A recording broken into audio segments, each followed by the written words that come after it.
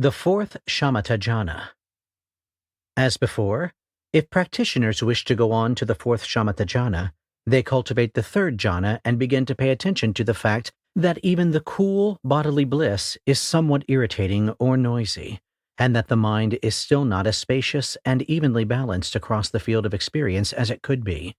Also, the out-of-phase elements in the third jhana that can lead to some of its positive restful qualities may begin to feel wrong, strained, and distorted in some way. Eventually, the mind will abandon the third jhana and shift into the fourth jhana, which, when strongly developed, is the height of equanimity. This state is remarkable in its simple spaciousness and acceptance. The extreme degree of imperturbability would be astounding if there were not such pronounced imperturbability. This is by far the most restful of the first four jhanas. The focus of attention is largely panoramic, and thus even saying focus here is a bit problematic. The fourth jhana includes space and awareness in a way that the previous three do not. Mindfulness is considered to be perfected due to equanimity, though this factor does not generally stand out as in the previous jhanas. When we are really in this state, the basic sense we have of where our body is and what it looks like can get very vague or even vanish entirely, though this is less true if we are in this state with our eyes open. As the fourth jhana is the basis of more formless attainments, boundless space, boundless consciousness, nothingness, and neither perception nor non-perception, to be described shortly. Since the fourth jhana is the basis of those attainments, it is common for elements from those formless jhanas to be noticed to some degree in the formed version of the fourth jhana. What I term J4.J5, J4.J6, J4.J7, and J4.J8, meaning some degree of the formless aspects of jhanas 5 through 8 showing themselves in the still formed fourth jhana. These become more important in later discussions. Fourth is quite a high attainment, and can easily be confused with the goal of the spiritual life, though it is very much not. That said, it can seem so ordinary when it occurs in some less developed way that people might not even notice much about it. However, when it is achieved in its hard jhana form, it can be truly amazing in its depths of peace, vastness, openness, and silence. Like the previous jhanas, it can vary a lot in its specifics depending on the object we use to get there. Let's say you used a visualization of a deity to get there. In the fourth jhana, the image of the deity can become fully three-dimensional, have an astounding degree of detail, and take on a life of its own, becoming living, luminous, and translucent, with a level of vividness that can be astounding, like the best computer graphics found in high-budget movies and TV shows. The space in which the entities arise generally gets much larger, more boundless, wide open, and panoramic.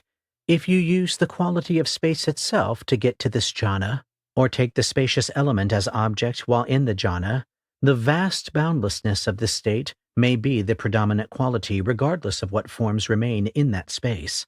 If you are using a mantra, it is more likely to get much more silent and diffuse, or even morph into something more vibrant, symbolic, and alive in this jhana. One time, entering the fourth jhana with a mantra, it began to manifest as silent, golden, rotating, three-dimensional symbols far out in space.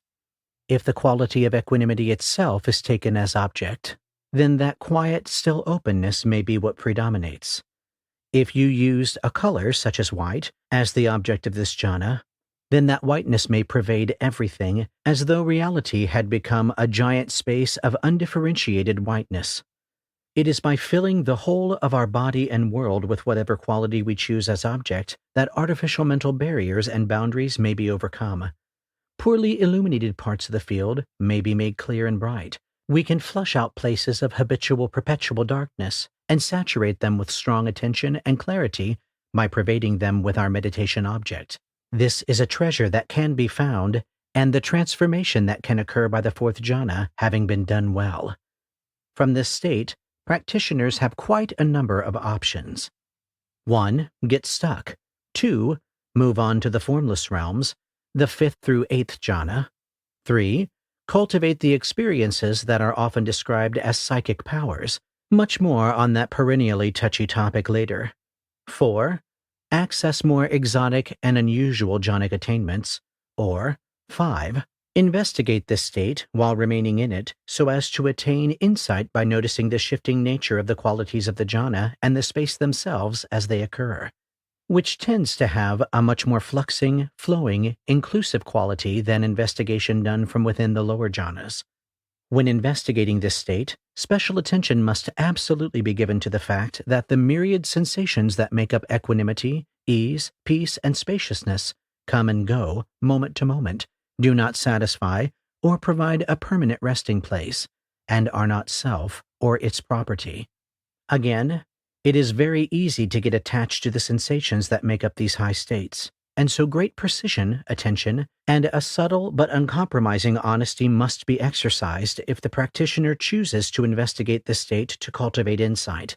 Another alternative is to leave this state and then begin insight practice, as the qualities that this state writes on the mind linger for a short time, and this can be helpful if the practitioner does not cling to these benefits.